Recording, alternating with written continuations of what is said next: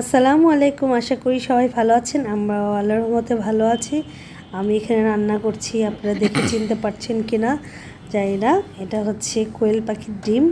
কোয়েল পাখির ডিম আমি আলু দিয়ে ছোট ছোট করে ভুনা করেছি। আর কোয়েল পাখির ডিমটা কিন্তু আমি প্রথম খেয়েছিলাম আমি ইউনিভার্সিটি থাকতে।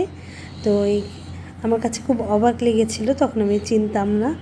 আর ছোট ছোট ছিল, আমার খুব মানে 5 টাকা করে বিক্রি করতো বাইরে।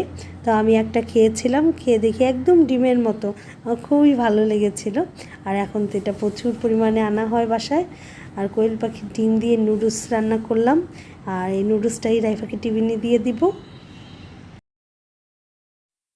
আর এখানে বাজার থেকে মাছ কিনে আনলো, আর মাছগুলো আমি ধুয়ে প্যাকেটে রেখে দেব। এখানে 2টা কালবাউস আর একটা রুই মাছ, এখানে আরও একটা রুই মাছ।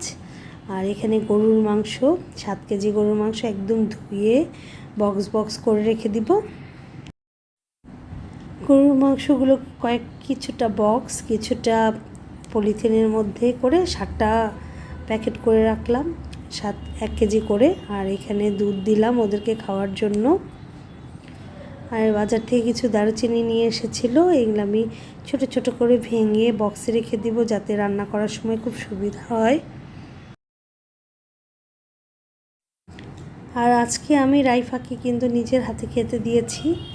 আর যেহেতু রোস্ট আছে, তো রোস্ট দিয়ে ওকে বললাম যে নিজের হাতে একটু পোলাও রান্না করেছি, রোস্ট, তো নিজের হাতে খাও। সে মোবাইলটা একদম সেট করে নিয়েছে। আর রাইফার ইদানিং বিকালের দিকে খুব ক্রেভিং হচ্ছে, সে ফুচকা খাবে।